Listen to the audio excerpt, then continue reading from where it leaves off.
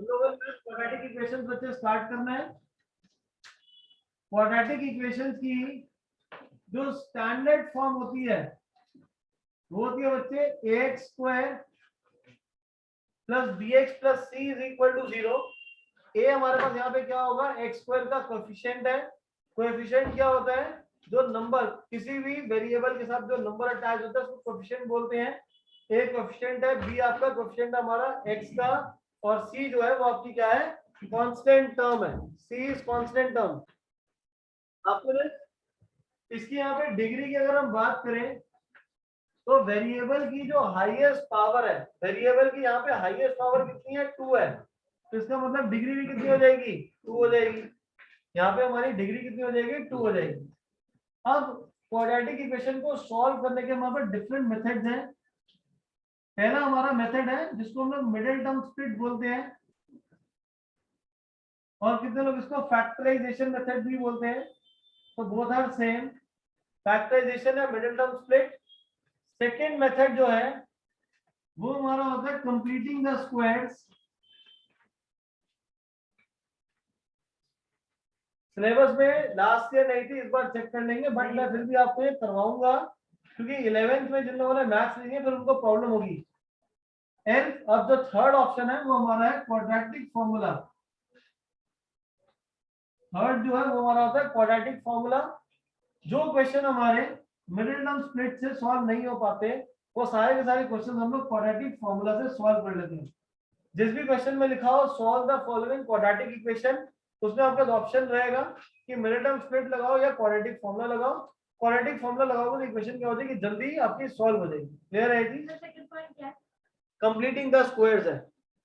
Second method है completing the squares, वो हम लोग करेंगे इसलिए क्योंकि 11th में जो लोग मैथ्स लेंगे उन लोगों को प्रॉब्लम होगी नहीं तो। अब असाइनमेंट का क्वेश्चन नंबर 1,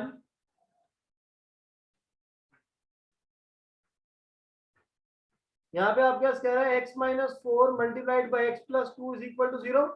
ऊपर क्वेश्चन लिखा है solve the following by factorization. Question number 1, x minus 4 multiplied by x plus 2 equal to 0। हमें यहाँ पे x की वैल्यूज निकालनी है मिडिल टर्म स्प्लिट से या फैक्टराइजेशन से। आंसर निकालो इसका। अब यहाँ पे दोनों का प्रोडक्ट इक्वल टू 0 आ रहा है, तो डायरेक्टली आप क्या कर सकते हो, इक्वल टू 0 पुट कर दोगे। फर्स्ट वाले को इक्वल टू 0 पुट कर दोगे तो क्या आ जाएगा 4, और सेकंड वाले को पुट कर दोगे तो क्या आ जाएगा आपके पास -2 आ जाएगा। क्लियर? इतना सिंपल था, डायरेक्ट प्रोडक्ट को इक्वल टू 0 था तो हम लोग पहले वाले को इक्वल टू 0 पुट कर देंगे, सेकंड वाले को भी इक्वल टू 0 पुट कर देंगे। अश्मीत क्लियर है बेटा? Ashmeet, Tanisha. Now question number 2, in the same manner 2x plus 3 into 3x minus 7. 2x plus 3, 3x minus 7 equal to 0. पहले वाले को इक्वल टू 0 पुट करेंगे तो x इक्वल टू -3/2। सेकंड वाले को अगर हम इक्वल टू 0 पुट करते हैं तो यहाँ से x की वैल्यू कितनी आ जाएगी बेटा, 7/3 आ जाएगी। Everyone got the same answer? Simple था, कोई ज्यादा इसके अंदर मुश्किल नहीं थी क्योंकि तो सिर्फ प्रोडक्ट इक्वल टू 0 गिवन था तो हम लोग प्रोडक्ट को इक्वल टू 0 सब्स्टिट्यूट करते रहे। अब आ जाते हैं हम क्वेश्चन नंबर 3 पे। क्वेश्चन नंबर 3 में आपके पास क्या है, 4/x minus 3 is equal to 5/2x plus 3। 5/2x plus 3। अब इसको सॉल्व करने के लिए हम लोग क्या करेंगे, LHS लेफ्ट हैंड साइड में LCM ले लो। तो 3 कैपिटल है 3/1, LCM लेने के बाद बन जाएगा ये 4 minus 3x/x is equal to 5 times of 2x plus 3। फिर क्या करेंगे, क्रॉस मल्टीप्लाई, फिर हो जाएगा 4 minus 3x multiplied by 2x plus 3 is equal to 5 into x is equal to 5 into x। Left side को मल्टीप्लाई करिए, 8x plus 12 minus 6x square minus 9x is equal to 5x minus 6x square minus 6x plus 12 is equal to 0। मैंने यहाँ पे क्या करा, 8 minus 9, 8 minus 9 is -x, 5x को भी left में ले तो -6 हो जाएगा।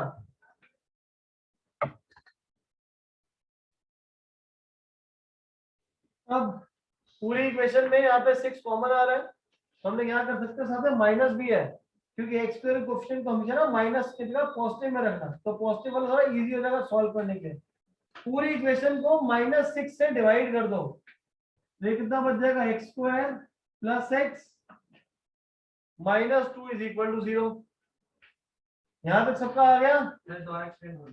पूरी इक्वेशन को -6 से डिवाइड कर दिया मैंने, तो -6 अपॉन -6 1 हो जाएगा, -6 अपॉन -6 1 हो गया, +12 अपॉन -6 -2।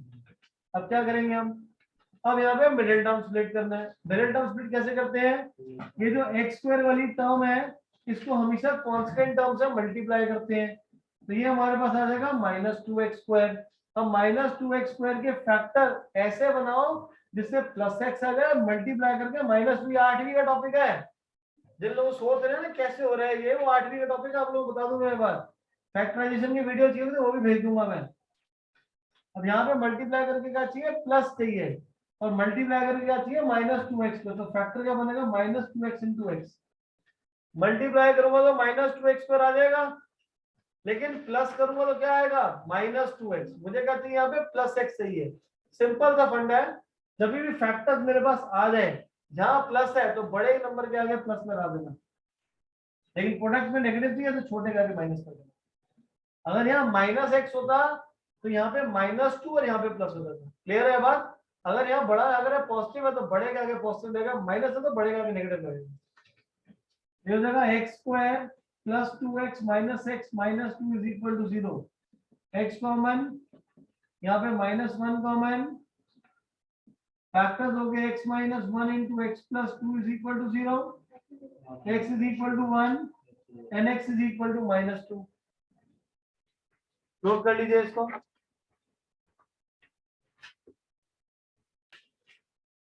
अब क्वेश्चन नंबर 12 देखिए। बाकी जो बीच के जो क्वेश्चन है वो इजी है आपके, आप उसको आराम से सॉल्व कर सकते हैं खुद ही, they are very easy. 12th वाला भी मैं इसी रीजन से करा रहा हूँ क्योंकि इसके अंदर रूट है, तो लोग 12 13 दोनों ही सॉल्व करेंगे।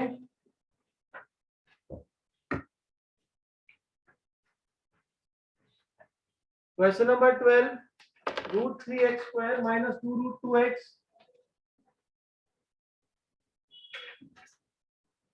√3x² minus 2√2x minus 2√3 is equal to 0। अब यहाँ पे हमें मल्टीप्लाई करेंगे, रूट का देखते रहेंगे तो पहले आधा बच्चा छोड़ देते हैं, क्वेश्चन को डर ही लगता है।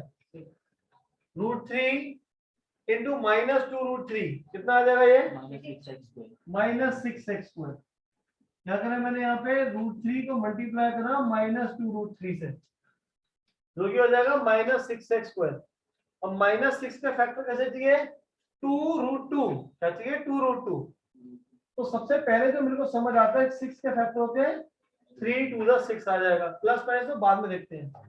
लेकिन यहाँ सेंटर पे क्या चाहिए मेरे को, √2 चाहिए, तो √2 कैसे आएगा, ये जो 2 है 2 further can be written as √2 into √2।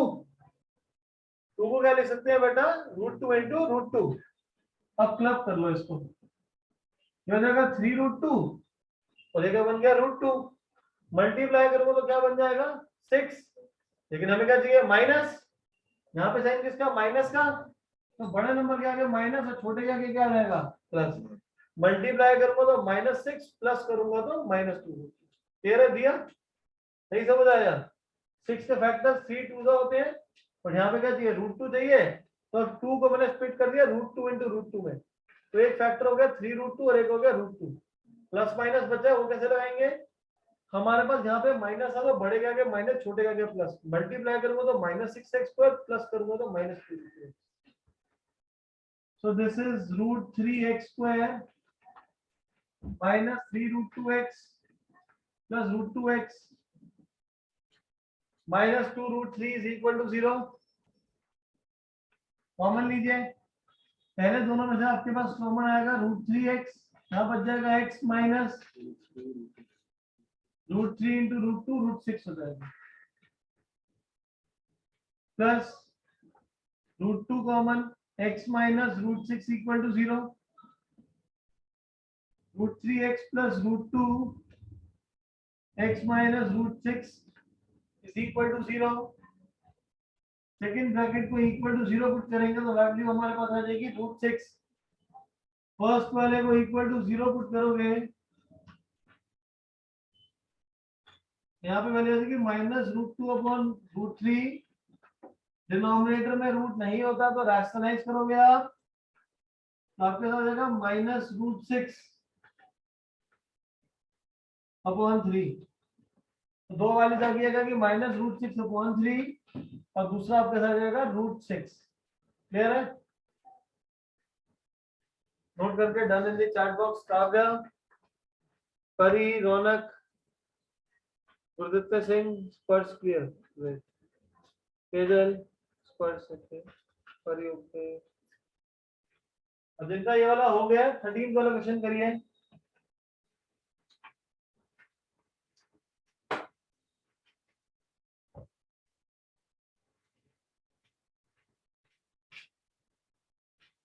Done. Question number 13, 4√3x square 4√3x square plus 5x minus 2√3 is equal to 0। 4√3x square plus 5x minus 2√3। अब इसको सॉल्व करना है मिडिल टर्म स्प्लिट से तो क्या करेंगे, x स्क्वायर वाले को कांस्टेंट से मल्टीप्लाई करो तो क्या आंसर आएगा मल्टीप्लाई करके। अन्य घर क्या आएगा आंसर मल्टीप्लाई करके -24। 4 to the 8 √3 into √3 3 तो 8 3 the 24। 24 के ऐसे फैक्टर्स बनाने जिससे क्या आ जाए 5 आ जाए। तो 24 के फैक्टर क्या होते हैं 8। अब यहाँ पे प्लस है, यहाँ पे प्लस है और यहाँ पे ये हमारे पास आ जाएगा 4√3x square plus 8x minus 3x minus 2√3 is equal to 0। रौनक आपने लेट लॉगिन करा है।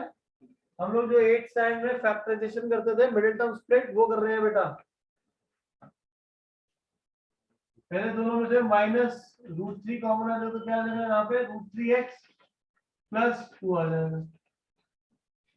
इससे हो जाएगा 4x minus √3 multiplied by √3x plus 2 equal to 0। तो x की वैल्यू आ जाएगी √3/4। यहाँ पे x आ जाएगा -2/√3 आ जाएगा। सेम आंसर आ गया बेटा। अब सेकंड वाले में डिनोमिनेटर में रूट आ रहा है तो हम लोग यहाँ पे क्या करेंगे रैशनलाइज कर लेंगे -2√3 अपॉन 3। कोई बात नहीं आप समझो रौनक।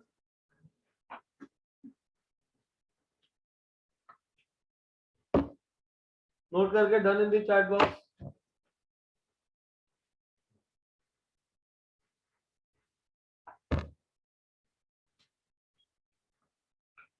तो इस मेथड से वंशिका और वंशिका फ्रेंड क्या नाम है इनका, हाँ जी लवलीन कौर, हो जाएंगे क्वेश्चन इनके बेसिस पे हो जाएंगे।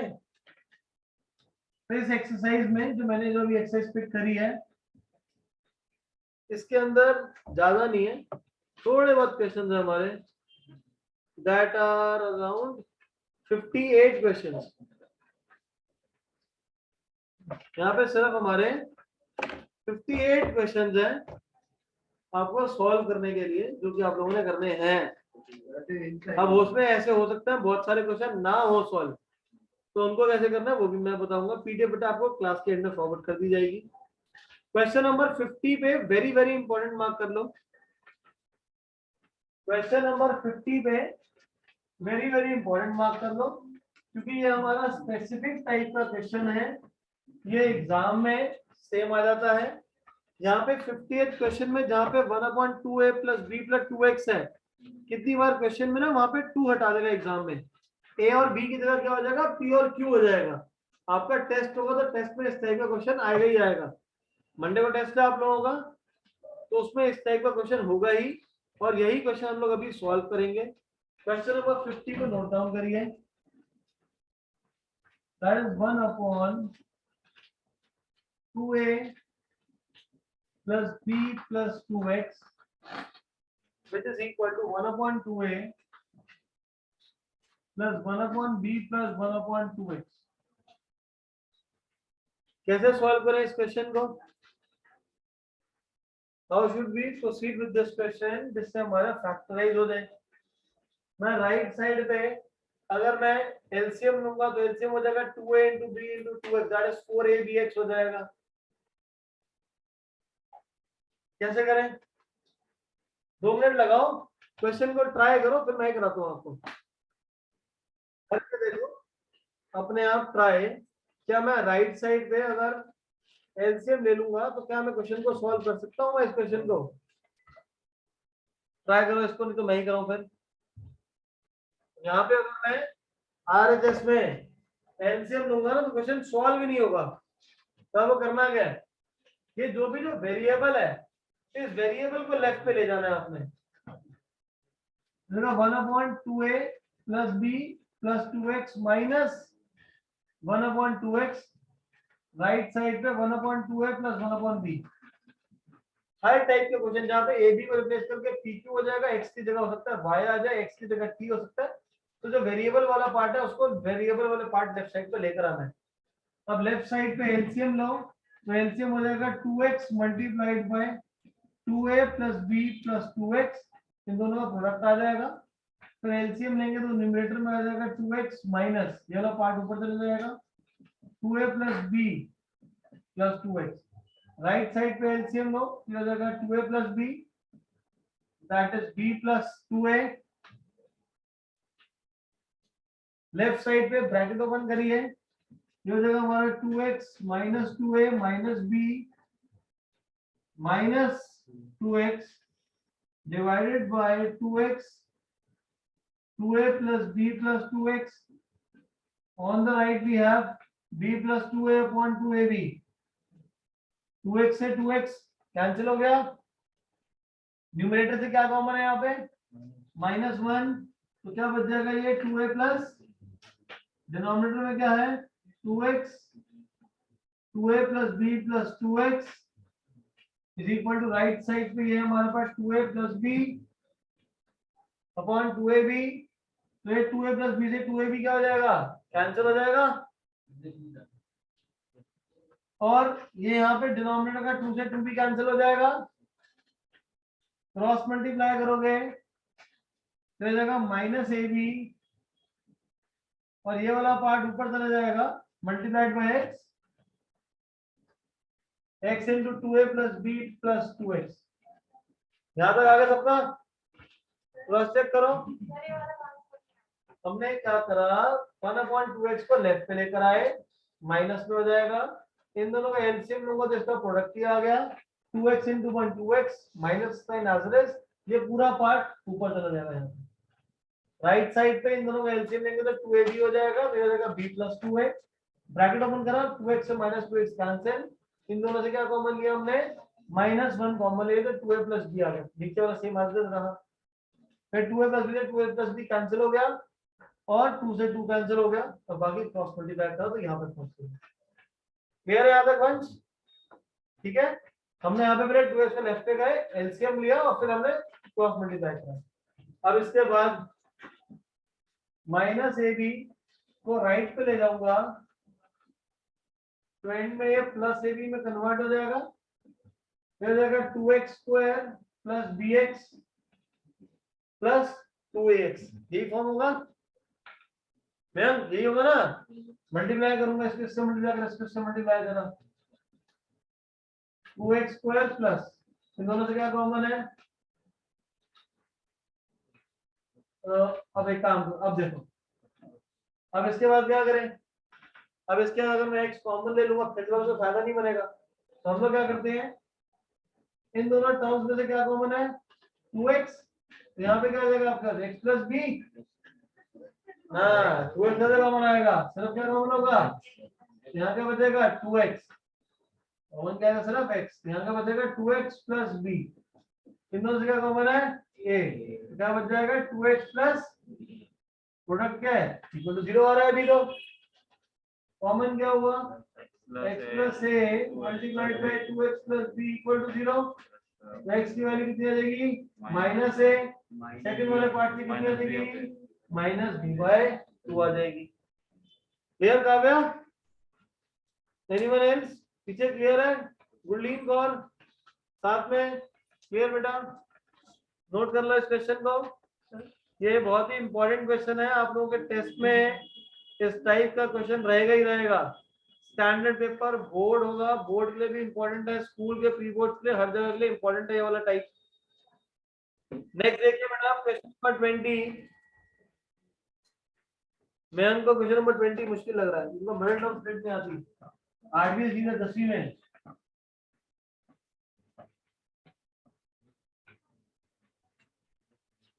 क्वेश्चन नंबर 20 देखिए, आपके पास बोल रहा है 2x square plus ax minus a square. Question number 20, 2x square plus ax minus a square is equal to 0, multiply करेंगे तो कितना आ जाएगा, ये हमारा x स्क्वायर की टर्म है, कांस्टेंट है, मल्टीप्लाई करूंगा तो minus 2a x square, factor जैसे प्लस ax है, ये हो जाएगा माइनस 2ax और 2a स्क्वायर x स्क्वायर आएगा, और एक हो जाएगा x, मल्टीप्लाई करूंगा तो माइनस आ रहा है और प्लस करने में प्लस एक्स चाहिए, तो प्लस एक्स क्या करेंगे, छोटे नंबर के आगे माइनस और बड़े के आगे प्लस, ये हो जाएगा 2x square plus 2ax minus a square is equal to 0, 2x common है तो हो जाएगा x plus a minus a, x plus a is equal to 0, 2x minus a multiplied by x plus a is equal to 0, x की value हो जाएगी a bye 2 और दूसरी तरफ से x की वैल्यू आ जाएगी minus a। Ma'am very good, अगर ये क्वेश्चन नहीं हो पाता तो क्या ही करोगे, क्या करोगे जिंदगी में तुम, करा ही नहीं था, देख के डरना, डरते रहो जिंदगी भर। गुरुदत्ते समझ आ रहे हैं क्वेश्चंस, इशरत क्लियर है, जिन लोगों को आदत नहीं है घर जाके रेगुलर पढ़ने की ना, पढ़ना शुरू कर लेना, दिक्कत होगी तो एंड में फिर दोबारा से। नेक्स्ट क्वेश्चन, अब 32 करने की जरूरत ही नहीं है, 31 करने की जरूरत नहीं है, काट लेना, इतने बड़े क्वेश्चन है ना एग्जाम में आते नहीं है, तो इसलिए नीड नॉट सॉल्व देम। 31 नहीं करना, 32 नहीं करना, इसके बाद क्वेश्चन नंबर 58 57 आर इंपॉर्टेंट, ये हम लोग नेक्स्ट क्लास में करेंगे। 58 59 सॉरी 57 58 नेक्स्ट क्लास में करेंगे। क्वेश्चन नंबर 55 ये भी नेक्स्ट क्लास में करेंगे हम लोग, क्योंकि सारे एक ही टाइप के हैं। तो आज जो क्वेश्चन आप लोग सॉल्व कर सकते हैं वो हमारा है 1 to 20, 1 to 20, ये सारे के सारे क्वेश्चन आप इजीली खुद अपने आप सॉल्व कर सकते हैं, आपके सारे होमवर्क है। इसके बाद 21 22 23 24 ये सारे आसान है, तो आप 29 तक क्वेश्चंस को सॉल्व कर लेंगे आज। आज का आपका जो काम है वो क्या, हमारे पास 22 तक आपको, 32 29 तक आपको क्या करने हैं, सारे क्वेश्चन सॉल्व करने हैं। अब ये तो था हमारा फैक्टराइजेशन मेथड, जो आप ऑलरेडी 8th स्टैंडर्ड से करते आ रहे थे। उसमें से क्वेश्चन नंबर 50 था जो मैंने आपको इम्पोर्टेंट मार्क करवाया था, क्योंकि वो आपका ज्यादा एग्जाम में प्री बोर्ड में आता है। सेकंड मेथड था हमारा कंप्लीटिंग द स्क्वायर, जो कि सिलेबस में नहीं है। और थर्ड आपका बचा है क्वाड्रेटिक फॉर्मूला, उसके थ्रू मैं आपको क्वेश्चन सब सॉल्व कराऊंगा। और यही सबसे इंपॉर्टेंट है, क्योंकि बहुत बच्चे होते हैं जिनसे ना मिडिल टर्म स्प्लिट नहीं हो पाता, उनको समझ ही नहीं आता टर्म्स बनानी ही क्या है। इसीलिए उन सबके लिए कौन सा फॉर्मूला है, क्वाड्रेटिक फॉर्मूला है। जो हमारी स्टैंडर्ड फॉर्म रहती है इक्वेशन की, वो रहती है ax square plus bx plus c is equal to 0। ax square plus bx plus c is equal to 0। अभी तक आप लोगों ने कभी भी किसी भी क्वेश्चन को सॉल्व करा था तो उसके अंदर जो x की वैल्यूज आती थी, दो वैल्यूज आती थी हर जगह। ये जो दोनों वैल्यूज होती थी, या तो क्या होती थी, x की वैल्यूज सेम वैल्यू आ सकती थी, मतलब दो तरफ 1 1 आ गया, तो भी 2 2 आ जाए, 3 3 आ जाए, 4 4 आ जाए, ठीक है ना। तो ये हमारा कौन सा केस होता है, ये सेम वैल्यू के केसेस होते हैं। एक केस ऐसा भी आता है जहां पे डिफरेंट वैल्यूज आती है, आता है ना, जैसे भी क्वेश्चन करता है x की वैल्यू पर 1 आ रही है, एक जगह 2 आ रही है, एक जगह 3 आ रही है, एक बार 1/4 आ रही है, क्वेश्चन कर रहे हैं आपने अभी, तो डिफरेंट वैल्यू हो गई। और एक केस ऐसा होता है जहां वैल्यू एग्जिस्ट ही नहीं करती, नो वैल्यू एग्जिस्ट, जैसे कि x square plus 4 equal to 0 है आपके पास। अब इसको आप सॉल्व करो, फिर हो जाएगा x square is equal to -4 and किसी भी नंबर का स्क्वायर जो है वो -4 नहीं हो सकता। तो आप क्या करोगे इस केस में, ये वैल्यूज निकाल नहीं पाओगे, तो ये हो गया हमारा नो वैल्यूज एग्जिस्ट। यहाँ पे हमारी क्या हो रही है, डिफरेंट वैल्यूज आ रही थी, हमने करे केसेस सारे, और ऊपर वाला भी हमने कर लिया। अब तो सॉल्व क्या करना है, कौन से केस में क्या लगाना है, तो हमें सबसे पहले निकालना पड़ेगा डी। डी बेटा होता है आपका B square minus 4ac। D की वैल्यू क्या होती है, बी स्क्वायर माइनस 4ac। और जो डी होता है, डी को हम लोग बोलते हैं डिस्क्रिमिनेंट। डिस्क्रिमिनेंट, अब डिस्क्रिमिनेंट का मतलब क्या होता है, as a name suggest discriminate.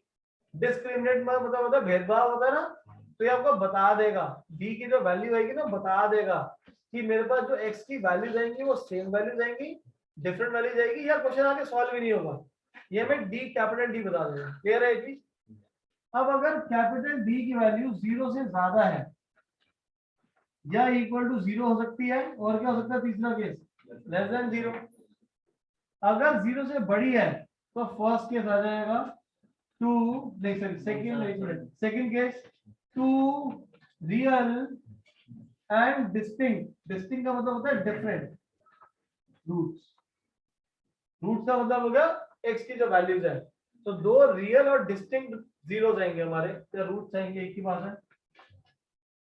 अगर d इक्वल टू 0 आया तो उस केस में क्या हो जाएगा, two real and equal roots, two real and equal roots.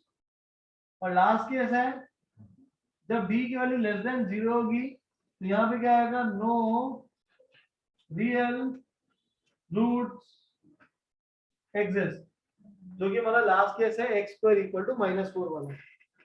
Clear है बात। तो 10th में जब भी d लेस देन 0 आ जाए तो आप क्या लिखोगे, नो रियल रूट एग्जिस्ट। क्यों, क्योंकि 11 में पढ़ोगे, क्योंकि उसको हम लोग बोलते हैं कॉम्प्लेक्स नंबर। 11 में पढ़ोगे ना, इसकी वैल्यू निकल जाएगी, वो आ जाएगी हमारी +-2i। i का मतलब होता है आपका रूट आयोटा, जिसकी वैल्यू होती है √-1, ये i हो जाता है आयोटा। ये आपका क्या है, कॉम्प्लेक्स नंबर है। क्लियर है भाई। अब कॉम्प्लेक्स नंबर आप 11 में पढ़ोगे, तो जब भी d रेट पढ़े थे, तो जब भी d आपका लेस देन 0 आ जाएगा तो हमारा क्या हो जाएगा, नो रियल रूट एग्जिस्ट। यहां तक क्लियर है, नोट करो इसको। यहाँ पे d आपको हमेशा कैपिटल रखना है, और ये तीनों लर्न करने हैं कि रियल एंड डिस्टिंक्ट में क्या होगा, d greater than 0, equal real roots होगा तो d equal to 0, no real roots होगा तो लेस देन 0। यहाँ तक क्लियर है। अब मैं कुछ रैंडम इक्वेशंस लेता हूँ, उसको हम लोग सॉल्व करके देखते हैं। जैसे x square minus 4x plus 4 equal to 0। अब इस केस में x की यहाँ पे दो वैल्यूज आएंगी। अभी तक हम कैसे करते आ रहे थे उसको देखते हैं पहले। ये हो जाएगा x minus two into x minus two equal to 0। तो x की देखो दो वैल्यूज आ गई, क्या आ गई? x equal to 2, x equal to 2। Clear है ये? तो यही चीज ना अब हम डिस्क्रिमिनेंट से चेक करते हैं। डिस्क्रिमिनेंट ना मेरे को x की वैल्यू नहीं देगा, वो सिर्फ बताएगा कि वैल्यू मेरी सेम आ रही है, अलग आ रही है या नहीं आ रही है। यहाँ पे d निकालो पहले। d किसकी जरूरत है? b square minus 4ac। तो दिया a की वैल्यू कितनी है इस क्वेश्चन में? ओनली दिया। तुमसे इसलिए पूछा कि तुम पिक्चर के साथ देख रहे हो, लिख कुछ नहीं रहे हो। क्या होता है भाई ये? अरे साथी में उठा ये कोएफिशिएंट। a क्या है? 1 है। होता क्या है ये? x स्क्वायर का कोएफिशिएंट। b क्या है? x का कोएफिशिएंट। कितना वो? -4। c पीछे कितना? कांस्टेंट 4 है। ये सातवीं में था FII, इसको बोलते हैं फॉर योर इंफॉर्मेशन। जिन लोगों को नहीं पता, x स्क्वायर का कोएफिशिएंट a होता है, x का कोएफिशिएंट b होता है, और कोएफिशिएंट किसको बोलते हैं? जो अगर नंबर अटैच होता है। वैल्यूज को सब्स्टिट्यूट करो। -4 square -4 into a into 1 into 4, 16 minus 16 कितना आ जाएगा? 0 आ गया ना। और 0 में क्या बोला था मैंने? 2 रियल इक्वल रूट्स। तो दोनों x की वैल्यू क्या आई थी? सेम आई थी। समझ आ गई ये चीज? परफेक्ट है। इसमें रूट निकालने अगली क्लास में सीखेंगे। आज सिर्फ डिस्क्रिमिनेंट निकालना देखना है कि इसके जो रूट आएंगे वो कैसे आएंगे। Next case.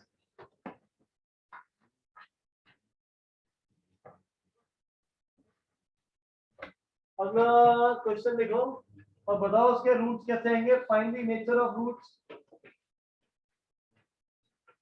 x square plus 5x plus 4, d निकालेंगे b स्क्वायर माइनस 4ac। दिया b की वैल्यू कितनी है? अरे दिया बताएगी सिर्फ। a की वैल्यू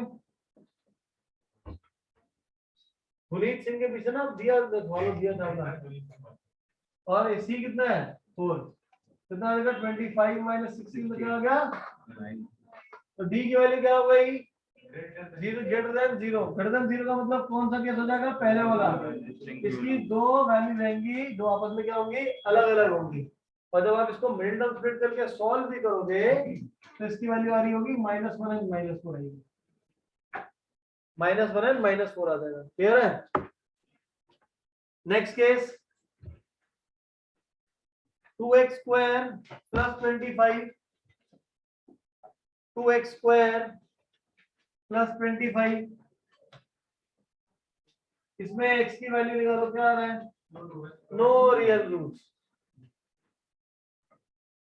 2x स्क्वायर प्लस 25, ये आ गया हमारे पास। d क्या होता है? b square minus 4ac, b square minus 4ac। Lovleen यहाँ पे बेटा b की वैल्यू कितनी है? ओनली लवलीन है 25। b किसके साथ था? x के साथ। x है उसमें? नहीं है। तो b कितना हो जाएगा? 0 हो जाएगा। a कितना लवलीन? वंशिका c 25। तो d कितना हो जाएगा? 0 माइनस 200। तो d कितना हो गया? -200। -200 का मतलब क्या हो जाएगा? Less than 0। तो क्या आ जाएगा? No real root exist. समझ आ गई है जी सबको? किसी हाँ मेरे भाई लिखना पड़ेगा। अरे लिखना पड़ेगा, सब लिखना पड़ेगा। तो मैं लिखवा रहा हूँ। अगला पेपर ऑफलाइन है, ऑनलाइन नहीं है। ये आपका असाइनमेंट में पेज नंबर 5, पेज नंबर 5, इसका फर्स्ट पार्ट जो फर्स्ट क्वेश्चन है आपको बोल रहा है right the discriminant. Question number 5, page number 5, question number 1 आपके पास लिखा हुआ है राइट द डिस्क्रिमिनेंट। डिस्क्रिमिनेंट का मतलब क्या है? डी की वैल्यू निकालनी है। ठीक है?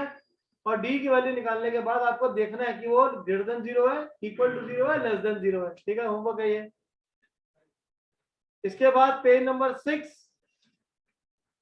Page number 6,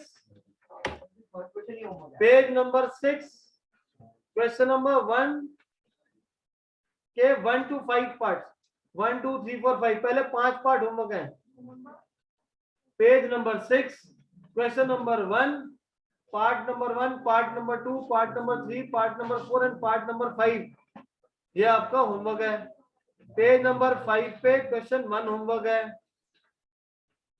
and page number 1 पे क्वेश्चन नंबर 29 तक हमारे होमवर्क में है।